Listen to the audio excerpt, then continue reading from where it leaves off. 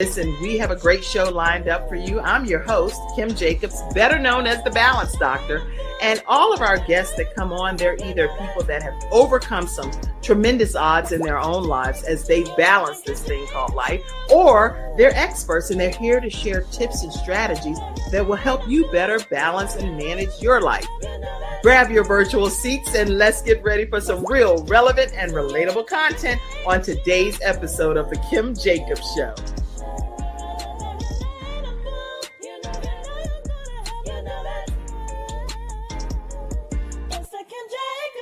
Hello, everyone, and welcome to this episode of The Kim Jacobs Show, where we are bringing balance to the world, one household at a time. And guess who we're bringing balance to the world with today? None other than Serena Brown-Travis. How are you, Serena? Listen, I am so grateful to be here, to see your smiling face. I forgot how much fun you are. You have such a great energy about you. So I'm already excited to be here with you today and super grateful. Well, I'm grateful to be here with you. And people don't know, you have a funny side to you. We're going to talk about that, y'all. This woman is actually known as what's called the pulpit chick. So y'all are in for a tremendous treat today to hear from Serena Brown-Travis.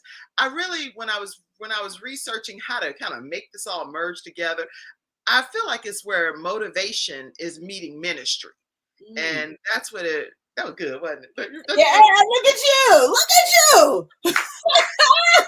I really believe that when it comes to who you are in a nutshell, it's like you're this woman that is infusing motivation and the legacy that you're going to continue to carry out. Your dad is alive. Les Brown, everybody, is her father. Just Dr. Les Brown is her dad.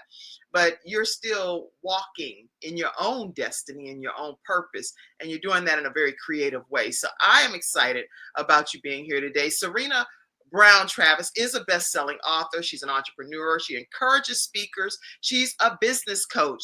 And she's like us, women that are tuning in today, men that are tuning in a lot of different ways. She has a family. She's a wife, a mother. She's a proud Ohio native. So all of you Ohio natives out there. And she is the daughter of the legendary, still alive, kicking it strong, 80 years old, right? He's 80 now, right? He is 80, a proud 82. Can't tell him nothing. Nothing. A proud 80-year-old legendary motivational speaker, Dr. Les Brown. And you're going to learn a lot more today from Serena herself. So I'm not going to give you all of the details, but she's a part of what's known as the first family of motivation. And who that consists of, I'll make sure she gets a chance to talk to you about it. Welcome, Serena, to the Kim Jacobs Show. Thank you so much again. You know, first of all, as you were doing all those accolades, I'm like, who's she talking about? So I must say, to God be the glory for the great things God continues to do. That's right. Yes, and he is doing some tremendous things through you. And like I said, when I think about you, I think about legacy and motion. You're moving forward, but you still have your own story, your own journey, your own purpose and passion, and things that make you who you are today. So I wanted to just start our conversation. You know how you can go in so many different directions?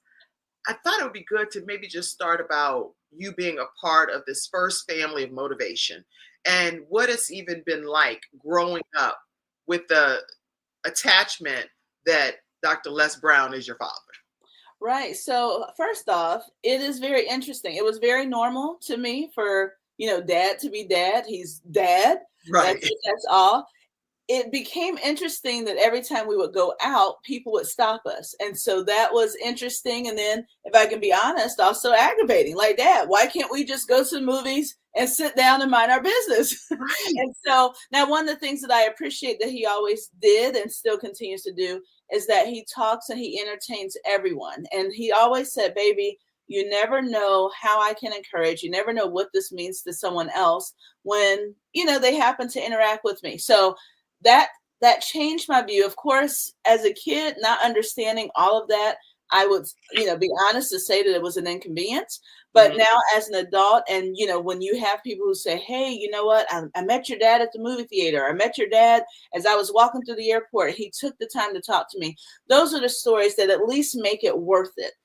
So that as children, at least we haven't heard your dad was a complete jerk, you know. Whoa, you got some people that would say that about some Yeah, dads, right? yeah. And so it can happen. And so being a part of the First Family of Motivation, as you can imagine, we have an unorthodox family. So there's no need for me to play pretend. We have an unorthodox family, like a lot of other families, non-traditional. My father has 9 kids, and he says that, hey, when God told him to be fruitful and multiply, he took the Lord seriously. He did. And so therefore, I am the 8th of 9 children. I am the youngest girl. And now everyone treats me like I'm the oldest. So if something goes down, everyone calls me Rena. But nonetheless, we decided as siblings to call ourselves the First Family Motivation because, as you said, people have called us for advice. We just give advice, and people are like, wait a minute, what's our fee? And it's like, no fee. We're just trying to help you out. And then as a result of that, as you know, just finding your own little small gifts and talents in areas that you least expect. It's like, you know what, guys, we should do this. My sister, Ona Brown, has been a coach, a speech coach, a message midwife for years. She has traveled nationally, internationally. So she keeps us all the way together in terms of our messaging and our branding. She's a dynamic force. My younger brother, John Leslie Brown, which you'll see him right over to the left. Yeah, well, your left, my right. Right. Red glasses on. Right. Well, there we go. Make it simple. Yes. He also is a dynamic coach and father. And so he's done great work as well. And so for a while, it was very easy as Les Brown's children to just stand behind him, to just support him, support my siblings, it was okay to be in the background. Right. And after a while, people like you, the Reverend Dr. Kim Jacobs, and other people said, hey, this behind the scenes stuff is not working. Right. It's not working for you. It's not working for your personality. So as my father would say, I also had to leap and grow my wings on the way down because I figured out the Lord was not allowing me to stay behind the scenes. And I realized that God has been pushing me and nudging me. And then people like you, the message, the balance doctor is like, yeah, no, glad to meet you. And this is what you're going to do next. Right. And, I'm really glad you said that because a lot of times people think that there's so much competition. Whenever I started traveling with your dad back when I was like 24 years old, I'm 54 now. So it's been 30 years since he became a mentor of mine. And literally we got in the car at a pharmaceutical event where he came to speak. And he just took me under his wings and allowed me to start traveling the country with him. But then when I met you all, I was like, oh my gosh, wait a minute. I met Ona first. I said, you have these incredible children that are like more doing behind the scenes stuff. Oh no. Yeah. I felt like at that point, it was my goal to help pull you all out too. Not like I was like became your mama or anything like that. I just felt like, I was like, you know what? You are such a dynamic speaker and motivator around the world, but this legacy of children that's going to carry the baton, that's going to carry on well beyond your years here on this earth has to happen. And so I'm just really grateful that each of you from your various walks of life came and bloomed and blossomed. If you've ever heard of the saying that flowers don't compete with other flowers, they just let all of the flowers bloom. Yeah. And that's how I feel about your family. I love you all so much. Oh, well, thank you. And yes, no competition. We come from a competitive family. So make no mistake. Y'all competitive. You know that. Make no mistake about it. We come from a competitive family. But as it relates to each of us individually stepping into our gifts and talents, there's no reason and no way to even think about competing with something that God has given you or something that God has given Ona or John Leslie or Patrick or Calvin for that matter. It does not make sense. And so we like to all operate in our own gift and we support one another as we're doing so. And our Father, who still can poke us every now and again, even to challenge us, he also allows us to step into and work in our gift as well. I'm so glad about that.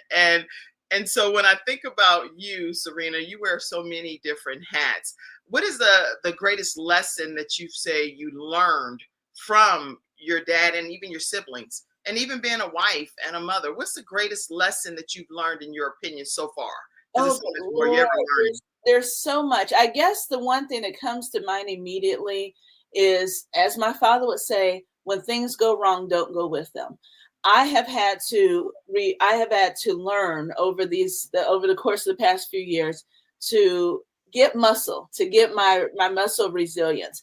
I was used to being behind the scenes, as I said. And so as you start to step out in the front, you then face opposition and things that are going to come against you in the spiritual world. We'll call it the attack. And then outside of that, we just call it crazy. People trying you, people are testing you.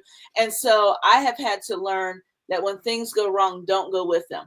I ordinarily am the type of person that when something goes wrong, you can find me in the bed, covered up, not getting out the bed, even with Les Brown being my father. And so people are like, oh my goodness, well, you've been around all the quotes and he's your dad and you should be super motivated.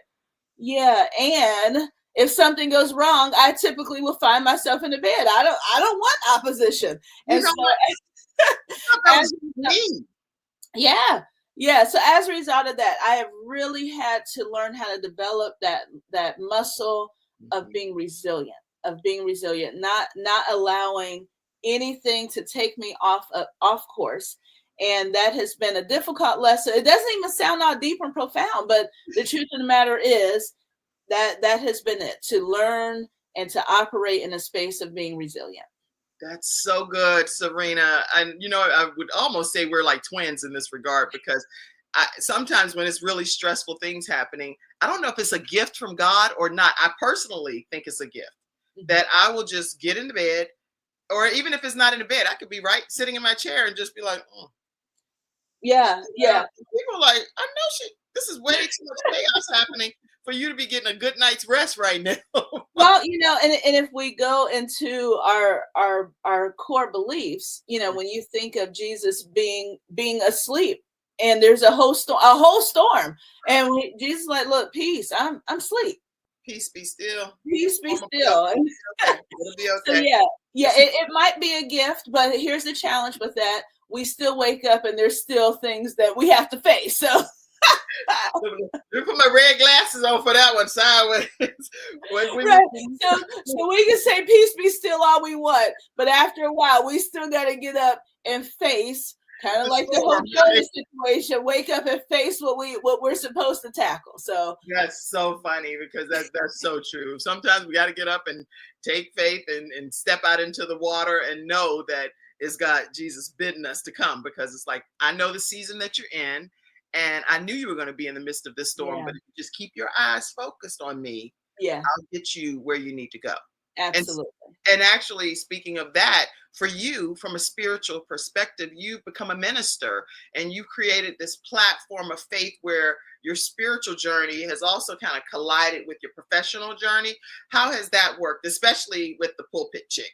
You got to talk about the pulpit chick. Well, I love it. Well, first of all, if I can be completely honest, I felt the nudge for the call and I said no. And I was trying to negotiate my way out of it, tithe my way out of it, do good works. I'm like, I'm going to work in the kitchen. I'm going to sweep the parking lot. Just, Lord, no, not me. And the resistance of the call became, I just could not deny it. And so therefore, I had to say yes. Now, I'll be honest, for those who are feeling the pull, when I said yes, as people will tell you, the target on your back grows so much bigger. And so people told me that, but it did not really hit and resonate until you start walking through the storms of life. And I'm thinking, wait a minute, God, I did everything you told me to do. You knew I didn't want to do this anyhow. Told you that's why I'm fooling God. All of that. So, in fact, the name Pulpit Chick happened as a result of me doing a rant. I was talking to a close girlfriend. I said, look, I left the church for a reason. I don't want to do this. I am not a pulpit chick. And then lo and behold, I said, Lord, I guess I'm a pulpit chick and a pulpit chick. So who she is I've had to do seminary. I've gone through all those courses. I'm currently working on a doctoral degree right now, in social justice. But what I also realized is that ministry is not necessarily church. It's not necessarily pulpit only. And so the place where I feel God calling me is to almost be a disruptor to the church and to the pulpit, to say, hey, listen, we've got to get our message out in a different way that can relate. And so that is, as you said, as you perfectly coined, message and motivation all together. We can talk about Jesus all day. And if we don't talk about Christ and how it relates to our lives, even the harder stuff, even though some of those Old Testament stories that we have to dive into and figure out, what was going on between David and Saul and David and Sam, all of those things. And so the message and motivation for me is to take some of our scripture and put it in a place that is relatable. And that's hard to do because, as you know, we have so many other messages and voices and so much more, so many other distractions going on, not to mention this climate that we're living in that's divisive, and we forgot how to love each other as neighbors. And so my prayer is that whatever the Lord is whatever path God is putting me on, it will be both motivation and a message and all of the above to put us back in alignment with what God will have us do at this moment. I'm glad you're taking that approach. That I think I just kind of helped you coin something, message and motivation, ministry and motivation merging together. Because even your funny side, because there's a whole funny side to Serena, everybody, that is comical, that I didn't even know you even had that talent until I started following you more. I'm like, you got some comedy in you. Everyone says that. I guess I'll accept it. I'll accept it. Were you not intending to do that? Was that not the point? I was never trying to be funny until other people said, you know what, that is so interesting. That's hilarious. And I'm like, no, but I'm serious. And they're like, yeah, that's funny that you don't even see that that's funny. And then it makes it funnier. So that's funny that you don't think it's funny, but it's happening and everybody else is benefit. So you don't do it's not a comedy tour thing. I have lots of ideas for you. I could become I don't want to say a manager or anything, but just a sister in Christ, right? Well, now let me turn the tables on you real quick. That's the beauty of you, Kim Jacobs, is that when we met you, you are full of ideas. And so that's why I love what you do. I love your show. I love the people that you bring on here because you're like, hey, I'm going to showcase you. But the truth of the matter is, so we're going to need to turn the tables and start interviewing you because you always see possibilities for people where where other people may see problems. You're like, oh no, absolutely not. Here's how we solve that immediately. So let me just applaud you for just being a great coach, a great mentor, a great woman of God to see things in the supernatural that other folks like me would not see. But yeah, I'll let you come back to interviewing me. But I had to insert that because again, you have been dynamic throughout all the times that I've known you, and certainly have even been an asset to my father as well. Oh, thank you. Okay, so back to our time together here. So as a business coach, an entrepreneur, what's the biggest advice? Because a lot of people go through life and they're doing so many different things. They're wearing a lot of hats like you do. You're a mother, you're a wife, you are in ministry as a leader in ministry. You're under a legendary father. You're first family of motivation. So that's this whole other expectation. You have a lot of hats that you wear. What advice would you give to someone that's trying to find their purpose in starting a new business venture and stepping out on faith? Right. So the one piece of advice I would start with is not to get overwhelmed by everything that you're feeling. You, as you all know, you cannot eat an elephant all at once. It is one bite at a time. And so that's the first piece of advice. Now, the second piece of advice is, while I have a lot going on, I had to learn to compartmentalize of what was tugging at me first. So by nature, I'm Les Brown's child. By nature, I know that there's a legacy that I have to uphold. But then on top of that, thankfully, my mother also said, you are your own person. So I had to develop who I was as an individual. I don't walk in a room and have on my forehead, I'm Les Brown's daughter, because there might be someone who says, so what? Who cares? What does that mean for the situation? So the other piece of advice I would give is develop yourself, develop who you are, develop your own message, develop your voice. And so you may say, well, how do I develop my message? Well, what do people talk to you about? What do people come to you to get advice on? What are the things that keep you up at night? And one of the ways that I decided that I felt a nudge is I became, as you mentioned, I'm a wife and a mother. And being a mother, as you know, you're super busy. You have school, you're dropping off at practice, you're picking up from practice, you're working on homework. And I realized I wasn't taking the time to tell my children how much they meant to me. Mm. I was not, I mean, but you wake up, you pray, baby, have a good day, hurry up, Right, take right. yeah, yeah. And so as a result of that, I unintentionally became an author of a book called In Case I Forget to Tell You. And the reason why is that one day my daughter was getting out of the car, and I'm watching her daughter. These are my two daughters, my girls. And I was watching her walk away, and I'm thinking, oh my goodness, did I remember to tell her I loved her? That's it. I mean, here we are. We're working on sight words in the car. How was your day? Hurry up and eat your food. Drink your water. All of that. And so I developed a book in terms of learning your gifts and talents. It just literally came in a everyday situation, dropping my daughter off at practice, watching her walk away, and me saying, in case I forget to tell you, baby. And I wrote down my window, hey, in case I forgot to tell you, I love you. And I'm thinking, I can't do that anymore.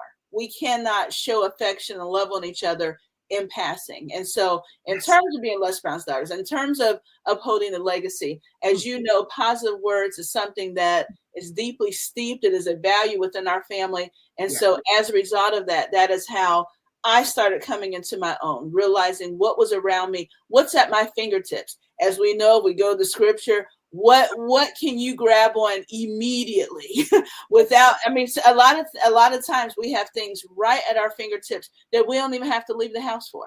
That's good. It's already in us. So God has already placed it in us. And so realizing that, not trying to do anything outside of what already comes natural is what I've literally tried to train myself to do. I'm so inspired. You see what I'm saying? You have this in your blood. It's not a joke. And I know what I said when I was in my 20s.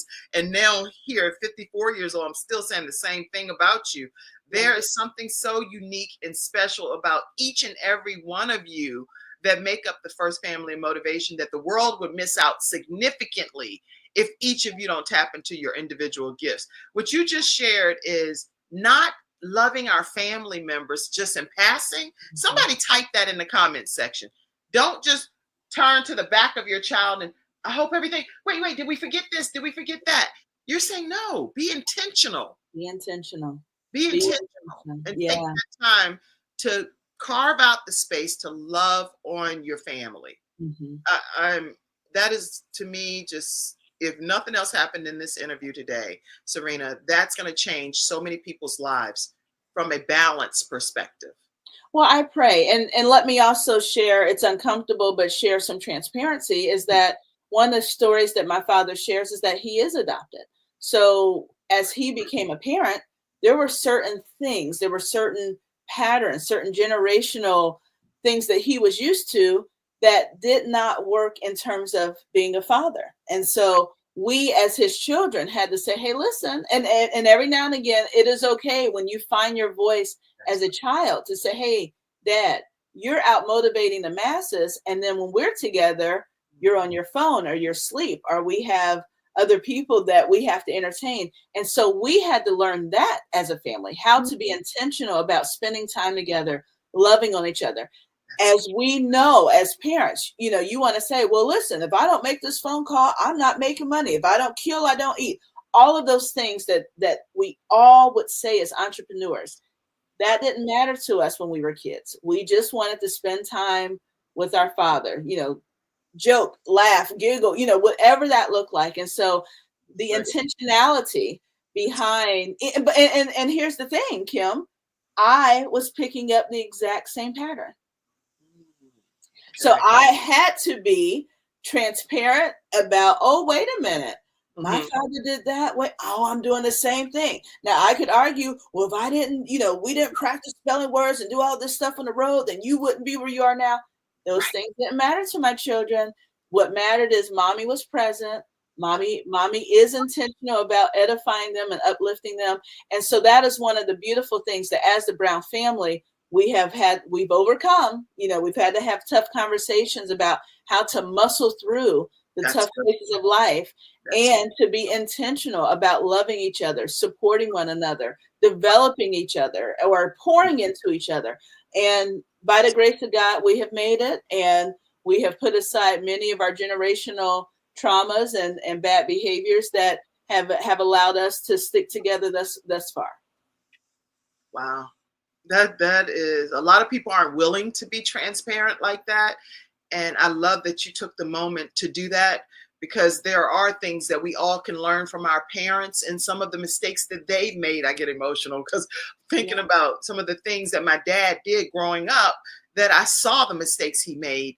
But then fast forward, I was there to hold his hand on his deathbed when he took his last breath. And only God could orchestrate something like that. Only God. Whenever it's no human way possible for that to have happened, right? Yeah. Not based on all of the abandonment and things that had happened throughout our lives. So for you to pull the veil back and say, I learned from some of the errors that my dad made too, so that I don't do some of those same things. It's like you're breaking almost like generational curses, you know? Yeah. So I am, and I actually have written a book on generational curses. I'm editing it again and just making sure, because it's so difficult to expose your family in such a vulnerable way. Right. And as you know, we are told we don't share family business. You know, you keep whatever happens in this house stays in this house. But we've also realized that people love to hear the warm and fuzzy. But as I said, my father is adopted. He had to learn. Again, I'm one of 9 children. I did not grow up in a household with all 9 of us. So you can kind of sort of do the math. Prior to my father being a motivational speaker, he was good at motivating folks in other areas. Amen. So with that being said, we had, as I mentioned, a non-traditional family that we had to learn and grow together. Right. We have different mothers and different households. And then when we come together, we're bringing all of those individual beliefs and family systems and so on and so forth. And we had some difficult days, but to God be the glory, tough conversations, being intentional.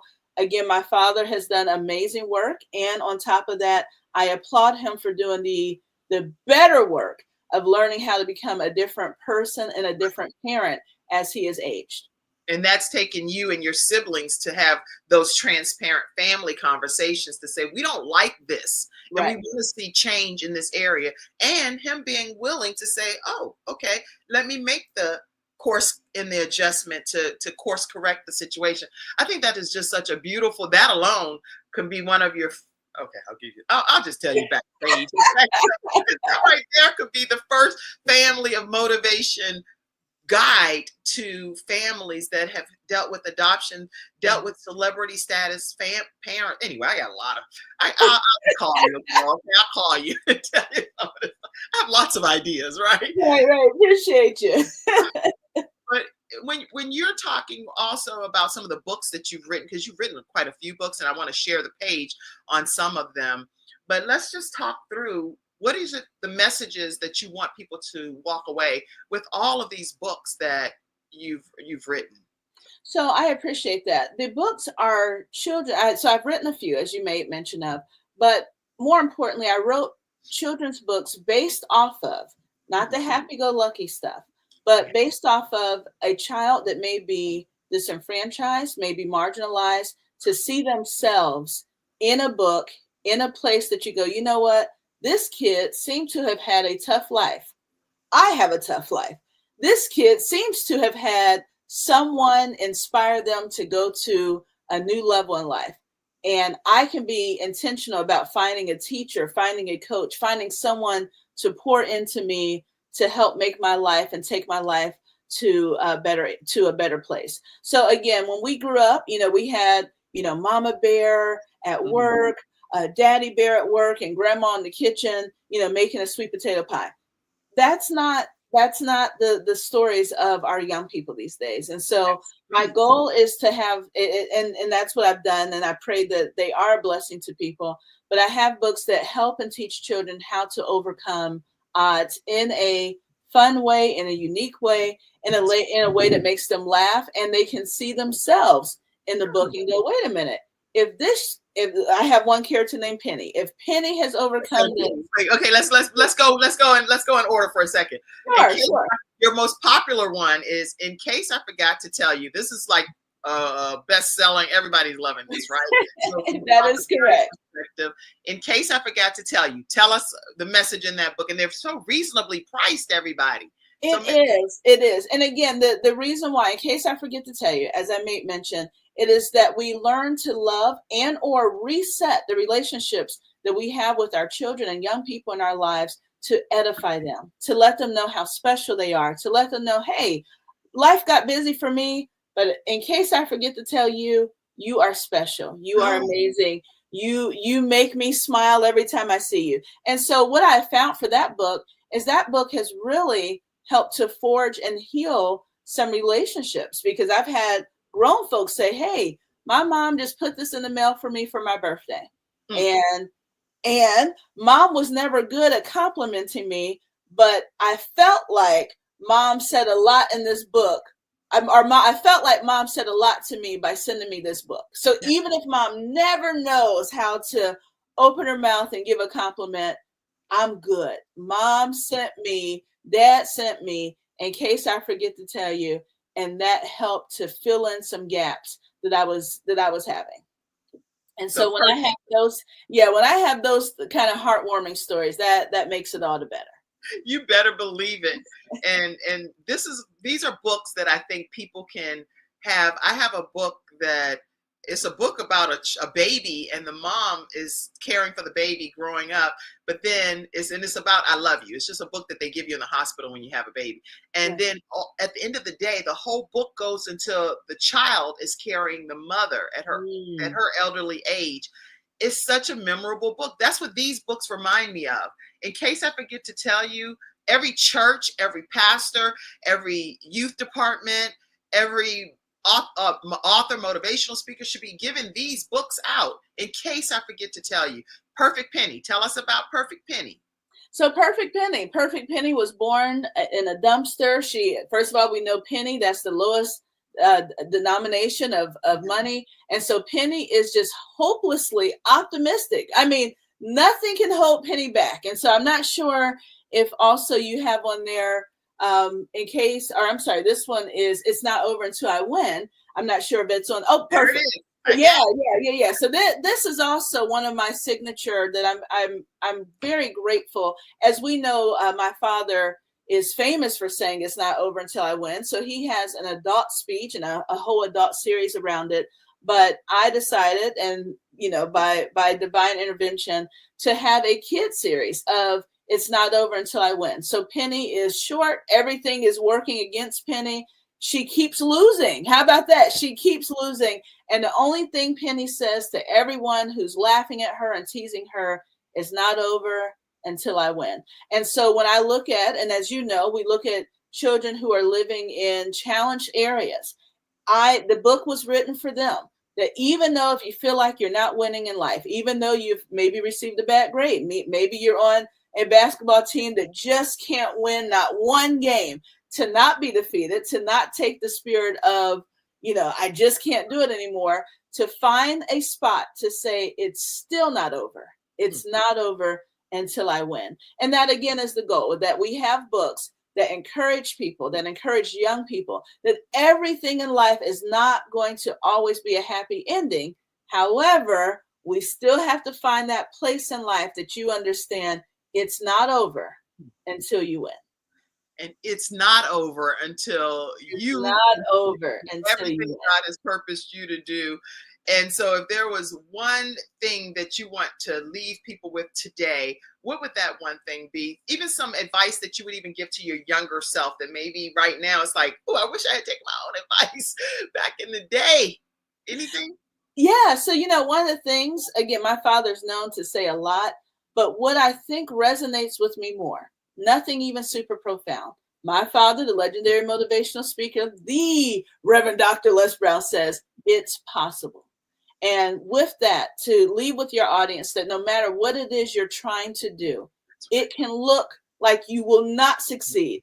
It's possible. Every odd can be stacked against you. It's possible. And so when I think of messages today, I think of how do we overcome some of the odds that we're experiencing? Right. I don't care what it looks like. There's some area, there's some type of way that you can say in your mind, you know what, it looks pretty grim, but it's possible. And Yes. so whatever it is that you're trying to do, individually, business-wise, collectively, as a family, get over heartbreak, get over trauma. It's going to take some work, but it's possible. It's so possible. So possible. I only have this picture of you and your mom, but I'm definitely going to put it up. Oh, yes. I love my mom. That's my homie right there. I was like, I'm not going to only put a picture up of you and your dad whenever I know that your mom has played a key role in being who you are today. Any comment about your mom? Your mom. Listen, my mom was and still is. She's still here with us, thank God. Extremely wise. As I made mention, my mom said, know who you are. So yes, it might be a big deal that you're Les Brown's daughter, but my goal, my job as your mother is to develop you. And so you have your own identity. And so for that, I am very grateful. She taught me very early on, have good credit. In my mind, I'm thinking, well, my dad got money. It ain't your money. You keep good credit. Keep your own money. Listen, my mom played no games. And so as I made mention, I grew up, everything was unorthodox. So she was a single mother. Certainly my father was there. He provided all of that good stuff. But she raised me to be an independent woman that still has value for my husband and my children and so on and so forth. But again, the best part she could have done for me is to teach me who I am individually without walking in and saying, Les Brown is my dad. Yep, that's my husband. That's those brownie points. I'm like, if I don't put his picture up by himself, he'll be like, I don't know what kind of hoe she is, but you sure didn't get no brownie points today because you didn't say nothing about me. Right. Yep. So that is my husband. We have been together for 21 years. So we've had tons of ups and tons of downs. And again, as you're trying to make it through life and make it through navigating what it's like to date your 20s, and then now you're 40 and life is, hitting you at different levels, you can figure it out. It's possible to figure it out and become new people together. I'm so proud of you, Serena Brown-Travis, and tell everybody how they can stay connected with you, please. Listen, I am on Facebook, so the Pulpit Chick, as has been mentioned here, that's probably the best way to stay in touch with me. You can also go to my website, serenabrowntravis.com.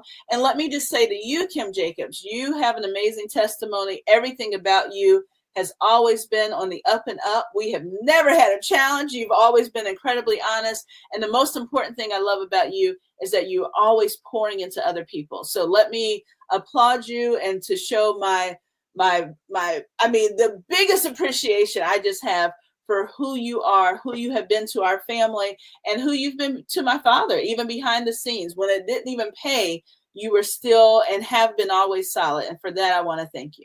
Can you also tell people to sew into the Kim Jacobs Show? Listen. If you sow, let me just say that you're sowing on good soil. Judge a tree by the fruit it bears. Sister Kim has just always been great, or she's just always been gracious. And so make sure you see the link below, PayPal me / Kim Jacobs Inc. or whichever, Vimeo, whatever. Just make sure it is going into good soil. I know for sure, without even talking to you, you've done some great work around around the Heart Association, Healthy Heart. And again, you've just done so much amazing work, period. But I just love the way you have, again, here I am saying you've sown into me. So you sow into other people. And again, without question, if there is anything you can do as you're listening and hopefully enjoying this show and all the others, is sowing into Kim Jacobs. The seed will fall on good soil. And the reason we're talking all quick like this, everybody, is because she has a big college tour with her daughter, and we are excited about her children preparing for their future. And as a parent, we have to balance our lives and making sure we're there to make them be able to have a great outcome in some of the decisions that they're making. Even though they're young adults now, we want to make sure that we're alongside them on the journey. So you all stay connected with Serena Brown, but Serena Travis Brown, because we got to keep it right. It's Serena Brown-Travis. Yep. Oh, wait. It's not Serena. It's Serena. It's okay. It's serenabrowntravis.com. So Serena Brown-Travis. It's all good. Names of Serena Brown because her website is beautiful, y'all. Serena thank Brown-Travis.com. We want to make sure y'all have the right way to stay connected with her. She has an adult book as well, Positive Vibes Only. Positive Vibes Only, and positive words, not vibes. Positive words. I like that. You may listen now. We may be changing the title, child. That's all right with me. Here I go again, right? We're gonna have to have a consulting session after this. I mean, we have so many ideas for you, Serena. This is just the tip of the iceberg, and you are destined for greatness, like a city sitting on a hill. People are going to want to know more about Christ just because you're the pulpit chick, and they can look and say, what God does she serve? That's the God I want to serve. SerenaBrown-Travis.com, everybody. SerenaBrown-Travis.com. Thank you all so much for tuning into today's episode of The Kim Jacobs Show. Go help your daughter be great. And everybody, we will see you again Monday through Friday at 11 o'clock a.m. Eastern Standard Time, right here on The Kim Jacobs Show. I love each and every one of you. Love you, Les. Love you, First Family. Thank you for tuning in to today. Thank you for tuning in to today's episode of The Kim Jacobs Show and for being in the virtual studio audience. Your presence truly does make a difference, and I look forward to you bringing your friends and family to join you in the virtual studio audience Monday through Friday at 11 o'clock a.m. Eastern Standard Time. I look forward to seeing you and make it a great day.